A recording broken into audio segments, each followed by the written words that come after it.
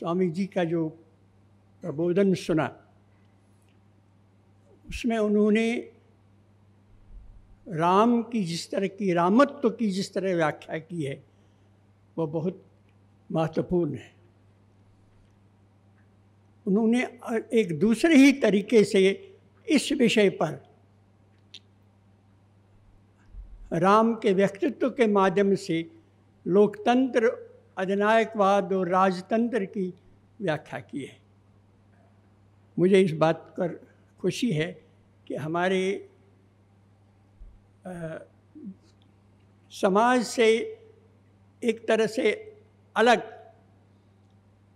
आश्रमों, वन जैसे माहौल में, वातावरण में, जंगलों जैसे वातावरण में रहने वाले सन्यासियों का अध्ययन इस स्तर का है, अभी है, तो मुझे कल्पना करने में ज़्यादा देर नहीं लगती कि ऋषि कैसे होते होंगे।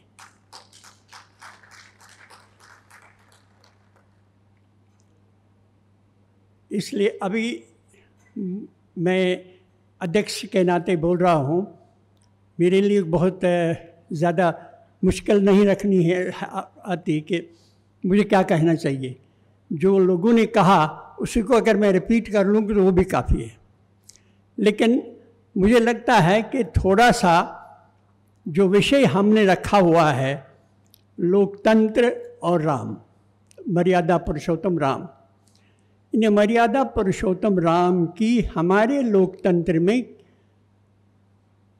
क्या स्थिति है या क्या महत्व है? क्या कोई महत्व है राम और रामायण या राम कथा या राम के चरित्र का आज के तथाकथित लोकतांत्रिक शासन व्यवस्था में? ये सच है कि जिसे आज हम लोकतंत्र कहते हैं वो सही माने में लोकतंत्र है, इस पर बहुत सारे लोगों को संशय है। और इसके अतिरिक्त देश, दुनिया के जितने देश हैं उन सब में लोकतंत्र का अपना ही एक तरीका है। अब हमारे देश में चीन एक लोकतंत्र है, वो अपने आप को लोकतंत्र कहता है। वहाँ के राष्ट्रपति ने एक कानून अभी खुद ही का पास करवाया जिसमें वो लगभग सदा के लिए वहाँ के राष्ट्रपति बने रहेंगे।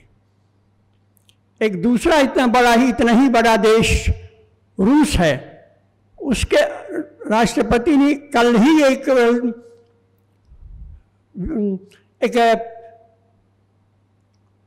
आदेश जारी किया। आदेश ही से कहा जा सकता है क्योंकि वहाँ और किसी को बोलने का कोई हक तो है नहीं। उस आदेश के हिसाब से अगली 2 टर्म, अगर वहाँ 4 साल या 5 साल की टर्म होती है, अगले 10 साल तक वही राष्ट्रपति बनेंगे। अब ऐसा भी लोकतंत्र है दुनिया में। तो ऐसे लोकतंत्र को कोई मानक तो हम नहीं मान सकते, लेकिन अब अपने ही देश में जिस तरह का लोकतंत्र है उसी को एक नमूना मानते हुए ये देख लें कि क्या उस लोकतंत्र में राम और राम के व्यवहार या रामत्व का कोई महत्व है। चाहे जितनी भी अंतर लोकतांत्रिक जितने वर्षन हैं उनमें कितना भी अंतर हो, 3-4 बातें तो सभी में समान है। ये माना जाता है कि लोकतांत्रिक व्यवस्था एक ऐसी व्यवस्था है जो जनता की इच्छा से चलती है और जनता के लिए है। इसका मतलब ये होता है कि उसमें जनता की भागीदारी के बिना वो लोकतंत्र नहीं चल सकता। दूसरा महत्वपूर्ण विशेषता हमारे लोकतंत्र की ये है कि वो पंथ, धर्म, जाति, वर्ण वगैरह के आधार पर कोई भेदभाव नहीं करता। तीसरी बड़ी बात यह है कि लोकतंत्र से हम ये उम्मीद करते हैं कि वो हमारी रक्षा करेगा, हमारी सुरक्षा सुनिश्चित करेगा, हमारे कमज़ोर लोगों की, हमारे बाल बच्चों की, हमारे महिलाओं की, बेटियों की सुरक्षा करेगा।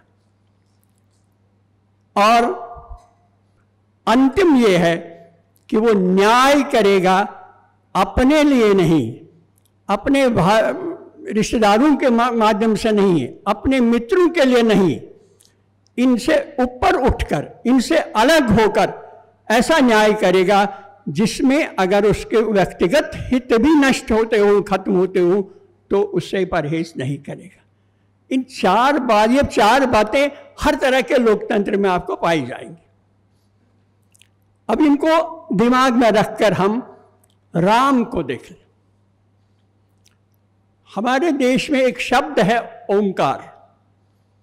ओंकार एक ऐसा शब्द है जो सर्वव्यापक और जिसमें बहुत सारे अर्थ न होते हुए भी बहुत सारे अर्थ हैं। कभी कभी ओंकार को परमात्मा का एक प्रतीक भी माना जाता है, लेकिन इस शब्द के अतिरिक्त, इस मंत्र के अतिरिक्त अगर कोई ऐसा शब्द है जिसने मंत्र की स्थिति प्राप्त कर ली है, वो है शब्द राम। राम जितना व्यापक है, राम शब्द जितना व्यापक है और जितना बहुआयामी है, उतना शायद कोई भी शब्द दुनिया में नहीं है।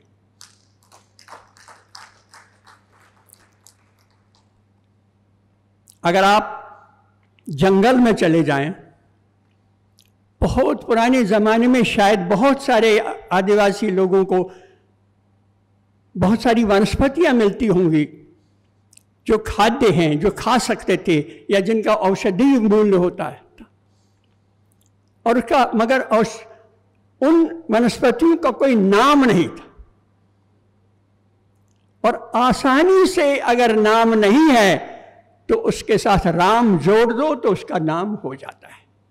वो रामदाना हो जाएगा, रामफल हो जाएगा, सीताफल हो जाएगा। राम अपने आप में उसे विशिष्ट अर्थ प्रदान करता है। कहीं नदी बहती है छोटी सी, ऐसी बहुत सारी नदियां आपको दिखाई देंगी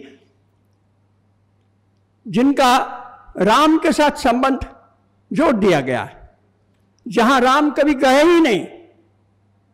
जैसे जम्मू कश्मीर, जहां तक हमने रामायण देखा है, बांचा है, सोचा है, तो राम जी तो कभी जम्मू कश्मीर नहीं गए, लेकिन आपको राम गंगा, राम जैसी बहुत सारी चीजें मिल जाएंगी। वो इसीलिए कि राम शब्द ही ऐसा है कि जो आपके व्यक्तित्व को एक महत्व प्रदान करता है। इसलिए राम वो वस्तु है, वो व्यक्ति है या वो व्यक्तित्व है जो पूरे जन जन में रमा हुआ है। इसके अतिरिक्त राम वर्णातीत है, किसी वर्ण का नहीं है। वो ब्राह्मण नहीं है, वो वैश्य नहीं है, वह शूद्र नहीं है। ब्राह्मण उसे अपने तरीके से पढ़ता है या समझता है, पूछता है। वाल्मीकि का अपना राम अलग से। जो मूर्ति पूजक है वो राम की मूर्ति, उसकी रामलीला उसके लिए सब कुछ है। रामलीला में ही जीवन का सारा तत्व सार है। लेकिन नानक को कबीर के लिए, जो कि मूर्ति पूजक नहीं है, उनके लिए भी राम एक सार तत्व है। इन्हें पंथ से भी, किसी पंथ की, किसी धर्म विशेष, किसी धार्मिक दार्शनिक वाद विवाद से भी परे है, मुक्त है।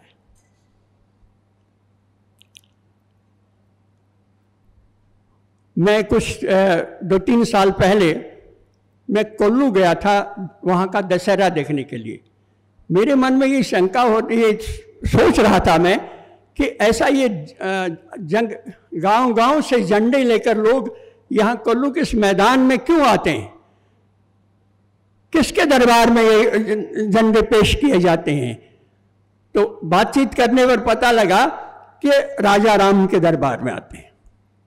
राजा राम के दरबार में 20वीं सदी में या 19वीं सदी में ज़्यादा से ज़्यादा कुछ 2-4 साल 2-4-3 साल पहले से ये प्रथा चल पड़ी थी। ऐसा क्यों है? कल्पना कीजिए आज से 400-500 साल पहले जब मुगलों का राज था, पूरे देश में एक भी ऐसा राजा नहीं था छत्रपति शिवाजी से पहले जो मुगलों के दरबार में कुरिश बजाने के लिए, उनको भेंट चढ़ देने के लिए, उनसे कोई सुविधा प्राप्त करने के लिए हाजिर नहीं होता था। तुलसीदास को भी अपने मित्रों ने यही कहा था कि वो भी मुगल के दरबार, राज बादशाह के दरबार में जाए। तुलसीदास ने कहा कि मेरे तो सबसे बड़े राजा महाराजा तो राम हैं, मैं उस किसी के दरबार में नहीं जाता। यही बात ये पहाड़ी राजा जो 2 ताल्लुक में एक जिले के राजा या 2 जिले के राजा रहे हैं, उनके मन में भी रहा होगा। उन्हें भी लगा होगा कि एक क्लेश, एक दर्द उनके मन में भी पैदा हुआ होगा कि हमारे देश में ऐसा कोई नहीं है जो बादशाह के खिलाफ खड़ा हो सके। और उसी से ये अपने अपने राज्य की पताका राजा राम के दरबार में पेश करने की प्रथा चल पड़ी। उनको लग रहा था कि अगर कोई त्राता है, अगर कोई रक्षक है तो वह राजा राम है। गोस्वामी तुलसीदास ने रामचरितमानस लिखा। पूछा होगा कुछ लोगों ने कि अगर रामायण पहले से वाल्मीकि ने लिखा हुआ है, उपलब्ध है, लोग पढ़ते हैं, तो आपने क्यों ये भाषा में, अपने लोग स्थानीय भाषा में ये रामायण लिखने की आवश्यकता क्या थी? तुलसीदास इस व्यंग या इस कटाक्ष को समझते थे, उसमें बहस में पढ़ना नहीं चाहते थे। तो उन्होंने कहा कि शांता सुखाय लिख दिया, अपने सुख के लिए लिखा। लेकिन वो दुनिया नहीं जानती थी कि तुलसीदास का सुख कितना बड़ा, अपना सुख कितना बड़ा। वो तो खुद सन्यासी थे, उनके शरीर के अलावा उनका अपना कुछ नहीं था। लेकिन अगर उन्होंने स्थानीय भाषा में, लोगों की भाषा में रामायण का अनुवाद किया या उसे अपने तरीके से लिखा, तो वो सारी भाषा बोलने वाले उसे उनके अपने थे। और अगर उन्होंने पूरे देश के लिए वो लिखा तो पूरा देश उनका अपना था। दरअसल हम जब इतिहास का अध्ययन करते हैं और धार्मिक पुस्तकों को, इस तरह के महान ग्रंथों को गहराई से पढ़ने की कोशिश करते हैं, तो हमें उनके पीछे निहितार्थ, अर्थ क्या है, वो क्यों लिखे गए, ये भी समझ में आना चाहिए। तुलसीदास और सूरदास में यही बड़ा अंतर है। सूरदास कृष्ण भक्त थे और प्रणय, प्रेम, भक्ति के में उनका विश्वास था। तुलसीदास एक सामाजिक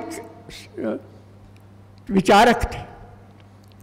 उनके मन में ये विश्वास था कि एक समाज ऐसी दुर्गति की स्थिति में आ गया है कि वो खड़ा नहीं हो सकता, किसी के सामने वो सर उठाकर मुकाबला नहीं कर सकता। सब बादशाहों, राजाओं, सुल्तानों के सामने सर झुकाना पड़ता था। उन्हें एक ही त्राता मिला, एक ही रक्षक मिला, उन्हें राम लगा। उन्हें लगा कि राम को पुनर्भाषित किया जाना चाहिए, राम को फिर से प्रचारित करना चाहिए, जन जन तक पहुंचाने के लिए राम को प्रस्तुत करना चाहिए। इसीलिए शायद वो किंवदंती चल पड़ी है कि गोस्वामी जी एक कृष्ण मंदिर में खड़े थे और वहाँ बहुत सुंदर मूर्ति थी, गोस्वामी जी भी प्रभावित हुए उस मूर्ति से, अभिभूत हुए, मोहित हुए, लेकिन उन्होंने सर झुका कर कहा कि महाराज आप कहा कहूँ छवि आपकी, भले बने हो नाथ। हे नाथ, क्या आपकी सुंदरता की क्या वर्णन करूं, कितने सुंदर बने हो। तुलसी मस्तक तब नवे, धनुष बाण लेहु हाथ। तुलसीदास, मगर मुझे खेद है कि तुलसीदास सर तभी झुकाएगा जब हाथ में धनुष बाण ले लोगे, क्योंकि उन्हें मालूम था, तुलसी जानते थे कि अब ऐसा समय आया है, अब उस राम का त्राता, उसका रक्षक रूप हमारे सामने आना चाहिए। अब हमें रक्षक राम की जरूरत है, धनुर्धारी राम की जरूरत है। जो कुल्लू के छोटे छोटे राजा चाहते थे, वो तुलसी भी चाहते थे। और अब आप इस धनुर्धारी राम, जब हमारे यहाँ से पूर्वी उत्तर प्रदेश के बहुत सारे लोग अफ्रीका के इस टापू, जिसे आज मॉरिशस कहते हैं, कि और चले गए, काम के लिए चले गए। अनजान इलाका था, अलग भाषा थी, अलग तरह के लोग थे, उनके बीच जाना था, संकट आ सकता था। उनके पास एक ही संबल था, वो रामचरितमानस साथ ले गए। आज जितना लोकप्रिय रामचरितमानस मॉरिशस में है, जितनी आस्था लोगों को उसके साथ है, उतनी शायद उत्तर प्रदेश में नहीं है, क्योंकि वहाँ भी उन्हें राम एक त्राता के रूप में लगा। जो यहाँ से लोग माइग्रेंट दक्षिण पूर्व एशिया चले गए, इंडोनेशिया, मलेशिया वगैरह, वहाँ भी रामायण, राम का ही वो चरित्र काम आया। न्याय की बात अगर कर ले तो न्याय, अभी स्वामी जी ने पूरे विवरण के साथ बताया, ऐसा कोई न्याय आज तक नहीं हुआ है जिसमें किसी राजा, किसी जज ने, किसी शासक ने ऐसी शिकायत पर जो पुष्टि नहीं हुई है, जिसकी पुष्टि नहीं हुई है, जिसके पक्ष में कोई प्रमाण नहीं है, केवल शिकायत है, शिकायत को दूर करने के लिए, राजसत्ता को किसी लांछन से मुक्त करने के लिए ऐसा त्याग किया जिसमें उनकी पत्नी तो वनवासिनी हो गई, वो स्वयं भी एक विरक्त का जीवन ही जीने के लिए मजबूर हो गए थे। तो अब जिन चीज़ों को हम आज के लोकतंत्र के महत्वपूर्ण तत्व मानते हैं, उन सब तत्वों को राम के जीवन में देख लीजिए तो हमें लगेगा कि राम का जीवन या राम का व्यवहार, या जिसे रामत्व कह सकते हैं, वो सही माने में लोकतंत्र की एक व्यवस्था है।